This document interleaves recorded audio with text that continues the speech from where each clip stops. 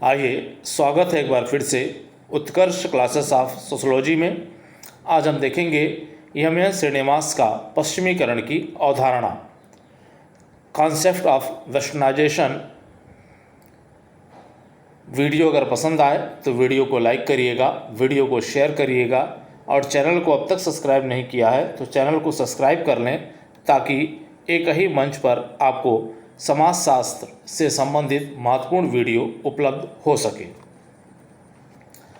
तो आइए शुरुआत करते हैं Utkarsh classes of sociology by Umesh sir. जैसा कि आपको बताया गया पहले ही कि आज का जो हमारा टॉपिक है वो है एम श्रीनिवास का पश्चिमीकरण की अवधारणा, कॉन्सेप्ट ऑफ वेस्टर्नाइजेशन। अब यहाँ पे आप देखें तो भारतीय समाज में परिवर्तन की प्रक्रिया को स्पष्ट करने के लिए पश्चिमीकरण की अवधारणा को प्रसिद्ध भारतीय समाजशास्त्री एम श्रीनिवास 1916 से 1999 ने सन 1957 में अपनी पुस्तक social change in modern India में प्रस्तुत किया था। अब यहाँ देखें तो भारतीय समाज में जो परिवर्तन की प्रक्रिया चली या परिवर्तन की प्रक्रिया चल रही है, उस परिवर्तन की प्रक्रिया को स्पष्ट करने के लिए पश्चिमीकरण की अवधारणा का प्रयोग किया गया था प्रसिद्ध समाजशास्त्री या प्रसिद्ध भारतीय समाजशास्त्री एम श्रीनिवास के द्वारा, जिनका जन्म होता है 1916 में और जिनकी मृत्यु होती है 1999 में। इन्होंने सन 1957 में एक पुस्तक लिखी, social change in modern India. इसी पुस्तक के अंतर्गत इन्होंने जो है अपने पश्चिमीकरण की अवधारणा को व्यक्त किया था। चलिए आगे देखें हम तो, जो कि भारत में औपनिवेशिक शासन की देन माना है। अब इस पुस्तक में जो पश्चिमीकरण की अवधारणा है, इसको जो है एम श्रीनिवास ने औपनिवेशिक शासन या ब्रिटिश शासन की देन माना है। पिछले कुछ वर्षों में पश्चिमीकरण का प्रभाव दुनिया भर में बड़ी तेजी से बढ़ा है। यह ऐसी विचारधारा है जिस पर निरंतर बहस चलती रहती है। अब यहाँ पे आप देखें, अगर हम वर्तमान परिप्रेक्ष्य की अगर बात करें तो जो पश्चिमीकरण का प्रभाव है वो पूरी दुनिया में बड़ी तेज़ी से बढ़ा है। अगर हम इस विचारधारा की बात करें तो पश्चिमीकरण की विचारधारा पर निरंतर जो है बहस वो चली आ रही है, आगे भी चलती रहेगी। किसी भी सामाजिक परिवर्तन के लिए आंतरिक एवं बाह्य दो प्रकार के कारक जिम्मेदार होते हैं, जिसमें पश्चिमीकरण सामाजिक परिवर्तन का बाह्य कारक है। अब हम जब सामाजिक परिवर्तन की बात करते हैं तो सामाजिक परिवर्तन के कारकों को दो भागों में बांटा जाता है। एक होता है आंतरिक कारक और दूसरा होता है बाह्य कारक। अगर इन दो कारकों के आधार पर देखें तो पश्चिमीकरण की जो अवधारणा है, पश्चिमीकरण से जो सामाजिक परिवर्तन की जो अवधारणा है वो रखी गई है बाह्य कारकों के अंतर्गत।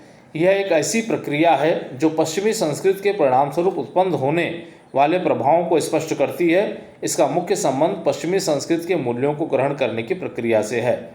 अब यहाँ पे आप देखिए, अगर हम पश्चिमीकरण की प्रक्रिया की बात करें तो पश्चिमीकरण क्या है, अगर हम इस पे देखने का प्रयास करें तो पश्चिमी संस्कृति के परिणाम स्वरूप जो पश्चिमी समाज है या पश्चिमी जो संस्कृति है उसके परिणाम स्वरूप जो प्रभाव उत्पन्न होते हैं या गैर पश्चिमी समाजों पर जो प्रभाव उत्पन्न होते हैं उसे हम पश्चिमीकरण के रूप में जानते हैं या उसी प्रक्रिया को हम पश्चिमीकरण के रूप में जानते हैं।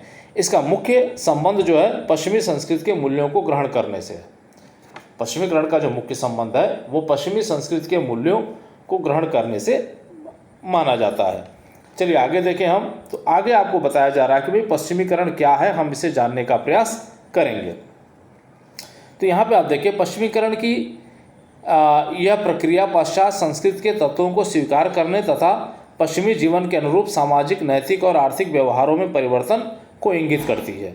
अब यहाँ देखें तो ये जो पश्चिमीकरण की प्रक्रिया है वो पाश्चात्य संस्कृति के तत्वों को स्वीकार करने, इसका मतलब कि पश्चिमी समाज की विशेषताओं को स्वीकार करने तथा पश्चिमी जीवन के अनुरूप, जैसे पश्चिमी जीवन है या पश्चिम के लोग जिस प्रकार की जीवन पद्धतियों का उपयोग करते हैं, जिस प्रकार की सामाजिक, नैतिक और आर्थिक व्यवहारों का उपयोग करते हैं, उसी के अनुरूप परिवर्तन को प्रदर्शित करता है। इसका मतलब है कि पश्चिमीकरण जो है वो पाश्चात्य संस्कृति के तत्वों को स्वीकार करने, इसका मतलब कि पश्चिमी समाज की विशेषताओं को स्वीकार करने तथा पश्चिमी जीवन पद्धतियां हैं उनको स्वीकार करने को जो है वो दर्शाता है। चलिए यहाँ देखें तो प्रोफेसर एम श्रीनिवास ने अपनी पुस्तक social change in modern India professor M N Srinivas ने अपनी पुस्तक सोशल चेंज इन इंडिया में स्पष्ट किया है कि भारत में 150 वर्षों से भी अधिक समय तक ब्रिटिश शासन के फलस्वरूप भारतीय समाज और संस्कृति में होने वाले परिवर्तन को स्पष्ट करने के लिए ही मैंने पश्चिमीकरण शब्द का प्रयोग किया है। अब यहाँ पे आप देखें तो एम एन श्रीनिवास ये बताने का प्रयास कर रहे हैं कि भारत जो है वो ब्रिटिश शासन का गुलाम रहा 150 वर्षों तक, और उस गुलामी के दौरान जो ब्रिटिश शासन का प्रभाव भारतीय समाज पर प्रभाव पड़ा, उसी को स्पष्ट करने के लिए एम एन श्रीनिवास ने पश्चिमीकरण शब्द का प्रयोग किया है। चलिए आगे देखें। इसमें उन सभी, ये कहा जा रहा है कि इसमें उन सभी परिवर्तनों को सम्मिलित किया जाता है जो प्रौद्योगिकी, विभिन्न संस्थाओं, विचारधारा और मूल्यों के विभिन्न स्तरों पर देखने को मिलती है। अब ये कहा जा रहा है कि इस परिवर्तन के अंतर्गत किसे शामिल किया जाता है, तो प्रमुख रूप से प्रौद्योगिकी के क्षेत्र में आए परिवर्तन, विभिन्न प्रकार की संस्थाएं जैसे हमारा परिवार है, धर्म है, जाति है, इस पर किस प्रकार के परिवर्तन आए, हमारी विचारधारा में किस प्रकार का परिवर्तन आया, हमारे सामाजिक मूल्यों में किस प्रकार का परिवर्तन आया, इन सभी परिवर्तनों को पश्चिमीकरण के अंतर्गत सम्मिलित किया जाता है। इसका मतलब है कि एम एन श्रीनिवास ने पश्चिमीकरण शब्द का इस्तेमाल इसलिए किया कि वो 150 वर्षों का जो ब्रिटिश शासन था उसके प्रभाव को दर्शाने के लिए इन्होंने उस पश्चिमीकरण शब्द का प्रयोग किया था, और इन परिवर्तनों में उन्होंने शामिल किया कि भाई जो प्रौद्योगिकी क्षेत्र में हमारे यहाँ परिवर्तन आया, विभिन्न संस्थाएं हमारी बदली, परिवार, धर्म, जाति ये सब बदला, विचारधाराएं हमारी परिवर्तित हुई, सामाजिक मूल्यों में परिवर्तन हुआ, इन सभी को इसमें सम्मिलित किया इन्होंने। चलिए आगे देखें हम। तो प्रोफेसर योगेंद्र सिंह ने अपनी पुस्तक मॉडर्नाइजेशन ऑफ इंडियन ट्रेडिशन में स्पष्ट किया है कि मानवतावाद और बुद्धिवाद पर बल पश्चिमीकरण का प्रमुख अंग है, जिसने भारत में सामाजिक सुधार की प्रक्रिया प्रारंभ की। वैज्ञानिक और प्रौद्योगिकी शिक्षण संस्थाओं की स्थापना, राष्ट्रीयता का उदय, नई राजनीतिक संस्कृति तथा नेतृत्व पश्चिमीकरण के सह उत्पाद हैं। अब यहाँ पे देखें तो पश्चिमीकरण के बारे में प्रोफेसर योगेंद्र ने अपनी पुस्तक मॉडर्नाइजेशन ऑफ इंडियन ट्रेडिशन के अंतर्गत ये स्पष्ट करने का प्रयास किया। इन्होंने कहा कि मानवतावाद और बुद्धिवाद पर बल पश्चिमीकरण का प्रमुख अंग है। इसका मतलब है कि मानवता का विकास और तार्किकता पर बल जो है पश्चिमीकरण का मुख्य या प्रमुख अंग है या प्रमुख विशेषता है, जिसने क्या किया, भारत में सामाजिक सुधार की प्रक्रिया को आरंभ किया। भारत में सामाजिक सुधार की प्रक्रिया आरंभ हुई पश्चिमीकरण की वजह से। जैसे हमारे यहाँ तमाम सामाजिक बुराइयाँ थी, उन सामाजिक बुराइयों को दूर किया गया। जैसे हमारे यहाँ जाति छुआछूत प्रथा, हमारे यहाँ जो है विधवा विवाह को लेकर समस्या, हमारे यहाँ जो सती प्रथा को लेकर समस्या, तो इन सारी चीज़ों पर प्रभाव पड़ा पश्चिमीकरण का। तो हमारे यहाँ जो पश्चिमीकरण की वजह से जो है तमाम सामाजिक सुधार की प्रक्रियाएँ जो है वो प्रारंभ हुई। अब यहाँ देखिए, वैज्ञानिक तथा प्रौद्योगिकी शिक्षण संस्थाओं की स्थापना, राष्ट्रीयता का उदय, नई राजनीतिक संस्कृति तथा नेतृत्व पश्चिमीकरण के सह उत्पाद हैं। अब जब पश्चिमीकरण की प्रक्रिया को अपनाया गया तो हमारे यहाँ वैज्ञानिक और प्रौद्योगिकी क्षेत्र में प्रगति हुई, विभिन्न प्रकार के शिक्षण संस्थाओं की स्थापना की गई। हमारे यहाँ चूँकि हम गुलाम थे तो हमारे अंदर जो है राष्ट्रीयता के भावना, पढ़े लिखे जैसे जैसे हमारी उन्नति होने लगी, हम राष्ट्रीयता का उदय हमारे अंदर हुआ। नई राजनीतिक संस्कृति का विकास हुआ, जैसे आप देखें कि प्रजातंत्र का विकास हुआ हमारे यहाँ, तथा नेतृत्व की नई क्षमता का विकास हमारे यहाँ हुआ। ये सब इन्होंने कहा कि किसकी देन है या किसकी वजह से ऐसा संभव हो पाया, तो पश्चिमीकरण की वजह से संभव हो पाया। इसी वजह से इन्होंने कहा कि पश्चिमीकरण के सह उत्पाद हैं ये सब। आइए आगे चलते हैं। तो देखें, संक्षेप में कहा जा सकता है, ये कहा जा रहा है कि संक्षेप में कहा जा सकता है कि पश्चिमीकरण एक ऐसी प्रक्रिया है जो पश्चिमी जीवन शैली, भाषा, पहनावे और व्यवहार के तौर तरीकों को अपनाना दर्शाती है। यह पश्चिमी देशों का अंधा अनुकरण है। अब यहाँ पे आप देखें, अगर हम पश्चिमीकरण की बात करें संक्षेप में, तो ये कहा जा रहा है कि पश्चिमीकरण एक प्रक्रिया है जो क्या करती है कि पश्चिमी जीवन शैली, भाषा, पहनावा और व्यवहार के तौर तरीकों को अपनाना दर्शाती है। इसका मतलब है कि पश्चिमी जीवन पद्धति या पश्चिमी विशेषताओं को स्वीकार करना या पश्चिमी संस्कृति को स्वीकार करना दर्शाती है। यह पश्चिमी देशों का अंधा अनुकरण है। ये कहा जा रहा है कि पश्चिमी देशों का अंधा अनुकरण है। बिना सोचे समझे हम क्या करते हैं, अंधा अनुकरण करते हैं, क्या हमारे लिए अच्छा है क्या बुरा, ये बिना सोचे समझे हम क्या करते हैं, पश्चिमी देशों का अंधा अनुकरण करते हैं। अतः अपनी प्रकृति से यह तटस्थ अवधारणा है। चूंकि अंधा अनुकरण है, इसी वजह से कहा जा रहा है कि अपनी प्रकृति से क्या है, तटस्थ अवधारणा है, जिसका संबंध अच्छे बुरे, नैतिक अनैतिक से ना होकर केवल पश्चिमी संस्कृति के प्रभाव के फलस्वरूप होने वाले परिवर्तन से है। अब ये तटस्थ अवधारणा क्यों है? क्योंकि इसका संबंध अच्छे बुरे से नहीं है, नैतिक अनैतिक से नहीं है, बल्कि केवल पश्चिमी संस्कृति को स्वीकार करने से है। वो चाहे जैसा भी हो, पश्चिमी संस्कृति को स्वीकार कर लेना ही जो है पश्चिमीकरण है। अब यहाँ देखें, अर्थात यह एक ऐसी प्रक्रिया है जिसके अंतर्गत कोई समाज पश्चिमी संस्कृति जैसे उद्योग, तकनीकी, शिक्षा, रहन सहन, आहार, वस्त्र, वेशभूषा, मानदंड, मूल्य, रीति रिवाज, परंपराओं, प्रथाओं आदि को बिना ये सोचे कि यह अच्छा है या बुरा है, नैतिक है या अनैतिक है, उपयोगी है या अनुपयोगी है, उसे अपनाता या ग्रहण करता है। अब यहाँ देखें तो पश्चिमीकरण एक प्रक्रिया है जिसके अंतर्गत कोई समाज क्या करता है कि पश्चिमी संस्कृति, जो पश्चिमी संस्कृति है हमारी, जैसे पश्चिमी देशों का उद्योग, उनकी तकनीकियाँ, उनकी शिक्षा, उनका रहन सहन, उनका पहनावा, उनकी वेशभूषा, उनके मानदंड, उनके मूल्य, उनके रीति रिवाज, परंपराओं, प्रथाओं आदि को क्या करता है, बिना ये सोचे, बिना ये समझे ग्रहण करता है कि वो उसके लिए अच्छा है या बुरा है, उसके लिए नैतिक है या अनैतिक है, उसके लिए उपयोगी है या अनुपयोगी है, वो उसे ग्रहण कर लेता है। यही पश्चिमीकरण है। चलिए आगे आप देखें तो उदाहरण दिया गया, उदाहरण से हम इसको जो है स्पष्ट करने का प्रयास करेंगे। तो यहाँ देखें, किसी भारतीय व्यक्ति के द्वारा अपने परंपरागत परिधान को छोड़कर धोती कुर्ता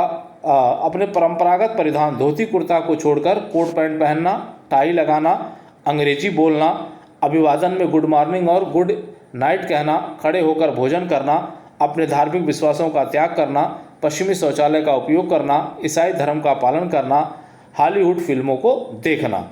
अब ये देखें तो एक उदाहरण दिया जा रहा है कि एक भारतीय व्यक्ति द्वारा जो है, जो उनका परंपरागत परिधान है जिसको हम धोती कुर्ता कहते हैं, उसे छोड़कर वो क्या करता है, कोट पैंट पहनना शुरू करता है, टाई लगाना शुरू कर देता है, अंग्रेजी बोलना शुरू कर देता है, अभिवादन में गुड मॉर्निंग और गुड नाइट कहने लगता है, खड़े होकर भोजन करता है, बफर सिस्टम, और अपने धार्मिक विश्वासों, जो भी उसके धार्मिक विश्वास हैं, उन धार्मिक विश्वासों को धीरे धीरे त्यागने लगता है, पश्चिमी शौचालय का उपयोग करने लगता है, ईसाई धर्म का पालन करता है, हॉलीवुड की फिल्में देखता है। ये सारे उदाहरण किसके हैं, पश्चिमीकरण के उदाहरण हैं।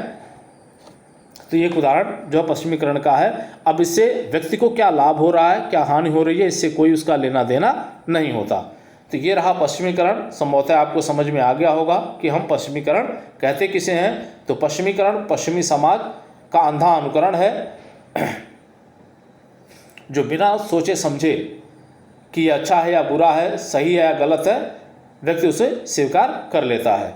चलिए आइए आगे बढ़ते हैं। देखें तो पश्चिमीकरण की विशेषताएं, यह आ गया पश्चिमीकरण की विशेषताएं। तो यहाँ पे आप देखें, श्रीनिवास के अनुसार पश्चिमीकरण की विशेषताएं निम्नलिखित हैं। पहला आप देखने का प्रयास करें, एक तटस्थ अवधारणा है। अब यहाँ पे आप देखिए, अभी चर्चा हो रही थी कि भाई पश्चिमीकरण एक तटस्थ अवधारणा है, तो एक विशेषता भी है इसकी कि पश्चिमीकरण एक तटस्थ अवधारणा है। यहाँ नैतिक दृष्टि से पश्चिमीकरण एक तटस्थ अवधारणा है। इसका उपयोग केवल परिवर्तन को प्रकट करने के लिए किया जाता है, ना कि अच्छे या बुरे को व्यक्त करने के लिए किया जाता है। अब यहाँ देखें तो जो पश्चिमीकरण है आपका, वो नैतिक रूप से एक तटस्थ अवधारणा है। इसको केवल परिवर्तन को व्यक्त करने के लिए, परिवर्तन को प्रकट करने के लिए किया जाता है, ना कि क्या अच्छा है क्या बुरा है इसे बताने के लिए किया जाता है, क्या उचित है क्या अनुचित है इसे बताने के लिए किया जाता है। तो इन सब चीज़ों को बताने के लिए नहीं किया जाता, क्या अच्छा है क्या बुरा है, क्या उचित है क्या अनुचित है, बल्कि केवल परिवर्तन को व्यक्त करने के लिए किया जाता है। एम.एन. श्रीनिवास के अनुसार पश्चिमीकरण शब्द नैतिक रूप से तटस्थ है। यह परिवर्तन के अच्छे या बुरे होने को सूचित नहीं करता, बल्कि इसका संबंध प्रत्येक उस परिवर्तन से है जिसमें पश्चिमी समाजों के अनुकरण का बोध होता है। स्वयं यहाँ एम.एन. श्रीनिवास ने कहा कि पश्चिमीकरण शब्द नैतिक रूप से तटस्थ है, यह अच्छे या बुरे होने को सूचित नहीं करता। पश्चिमीकरण जो है क्या अच्छा है क्या बुरा है इसको सूचित नहीं करता, बल्कि इसका सीधा संबंध प्रत्येक उस परिवर्तन से है जिससे पश्चिमी समाजों का अनुकरण का बोध होता है। चलिए आगे देखते हैं। एक जटिल एवं बहुस्तरीय प्रक्रिया, ये कहा जा रहा है कि एक जटिल और बहुस्तरीय प्रक्रिया है ये। यहाँ पश्चिमीकरण की प्रक्रिया में अनेक जटिल एवं बहुस्तरीय तत्वों का समावेश होता है। यह प्रक्रिया न केवल विचारों, भावनाओं, रहन सहन, मूल्यों, मानदंडों, धर्म, परिवार, प्रथाओं, परंपराओं आदि में परिवर्तन को स्पष्ट करता है, बल्कि पश्चिमी समाज के वैज्ञानिकों, प्रौद्योगिकी आविष्कारों के फलस्वरूप उत्पन्न होने वाले परिवर्तन को भी समाहित करता है। अब ये कहा जा रहा है कि जो पश्चिमीकरण की प्रक्रिया है वह अनेक जटिल एवं बहुस्तरीय तत्वों को अपने अंदर समाहित किए हुए है। यह प्रक्रिया न केवल विचारों, भावनाओं, रहन सहन, मूल्यों, मानदंडों, धर्म, परिवार, प्रथाओं, परंपराओं आदि में परिवर्तन को स्पष्ट करता है, बल्कि आप देखें तो पश्चिमी समाज के वैज्ञानिकों और प्रौद्योगिकी आविष्कारों के कारण भी जो परिवर्तन हमारे समाज में पड़ता है उसे भी अपने अंदर समाहित करता है। यह किसी व्यक्ति के व्यक्तित्व के किसी एक हिस्से के आंशिक या पूर्ण रूप से प्रभावित कर सकता है। यह किसी व्यक्ति के व्यक्तित्व के किसी एक हिस्से को आंशिक या पूर्ण रूप से प्रभावित कर सकता है, जबकि उसी व्यक्ति के व्यक्तित्व का दूसरा हिस्सा अप्रभावित भी हो सकता है। अतः यह एक जटिल प्रक्रिया है। अब यहाँ देखें, जो पश्चिमीकरण की प्रक्रिया का प्रभाव है एक व्यक्ति के व्यक्तित्व पर समान रूप से नहीं पड़ता, बल्कि आंशिक या पूर्ण रूप से भी वो उससे प्रभावित कर सकता है, या उस व्यक्ति के व्यक्तित्व का दूसरा हिस्सा जो उन चीज़ों से अप्रभावित भी छूट सकता है। इसी वजह से कहा जा रहा है कि यह एक जटिल प्रक्रिया है। कहने का मतलब है कि पश्चिमीकरण की प्रक्रिया का प्रभाव जो है व्यक्ति पर असामान्य होता है। कहने का मतलब है कि एक ही व्यक्ति पर किसी पश्चिमीकरण के किसी हिस्से का प्रभाव बहुत अधिक पड़ता है तो किसी हिस्से का प्रभाव बहुत कम पड़ता है, या किसी हिस्से का प्रभाव जो है बहुत अधिक पड़ जाता है, या किसी हिस्से का प्रभाव नहीं पड़ता है। तो ये चीज़ें ध्यान में रखनी। इसी वजह से पश्चिमीकरण की प्रक्रिया की जटिलता जो है वो बढ़ जाती है।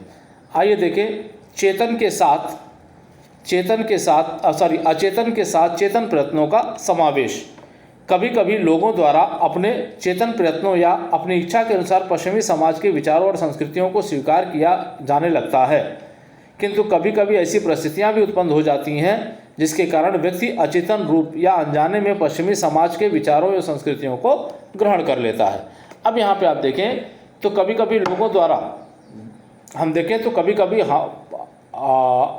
हम लोगों द्वारा स्वयं क्या किया जाता है कि पश्चिमीकरण की संस्कृति को, पश्चिमीकरण की विशेषताओं को अपनी इच्छा के अनुसार जो क्या किया जाता है, ग्रहण कर लिया जाता है। किंतु कभी कभी ऐसी परिस्थितियां भी उत्पन्न हो जाती हैं कि हम ना चाहते हुए भी, अचेतन रूप से हम ना चाहते हुए भी पश्चिमी विशेषताओं को ग्रहण करने लगते हैं। तो ये जो है अचेतन के साथ साथ जो पश्चिमीकरण है वो अचेतन के साथ साथ जो है चेतन प्रक्रिया भी है। चलिए आगे बढ़ते हैं।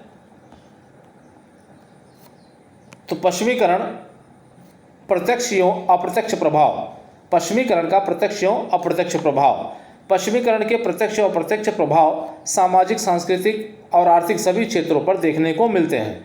पश्चिमीकरण के द्वारा जहां हमारी भाषा, खान पान, रहन सहन, परिवार व्यवस्था, महिला सशक्तिकरण, कानून व्यवस्था, सामाजिक मूल्यों, आदर्शों, प्रतिमानों, रीति रिवाज, प्रथाओं, परंपराओं आदि पर प्रत्यक्ष और अप्रत्यक्ष प्रभाव डाला जाता है।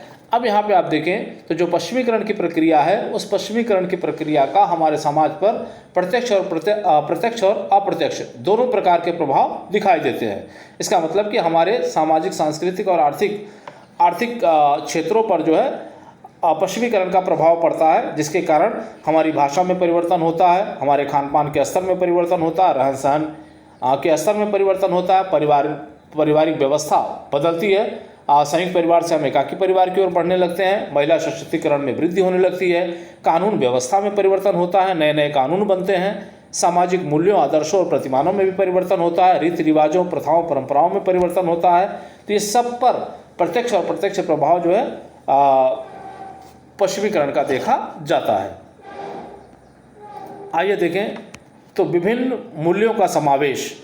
पश्चिमीकरण में विभिन्न मूल्यों का समावेश होता है। यहाँ देखिए, पश्चिमीकरण में विभिन्न मूल्यों का समावेश होता है। पश्चिमी समाज के मूल्यों की प्रकृति भारतीय समाज के परंपरागत मूल्यों से काफ़ी अलग है। अब यहाँ देखें तो पश्चिमीकरण में विभिन्न मूल्यों का समावेश होता है, और पश्चिमी समाज के मूल्यों को अगर देखें और भारतीय समाज के मूल्यों को देखें तो इन दोनों के मूल्यों में काफ़ी अंतर दिखाई देता है।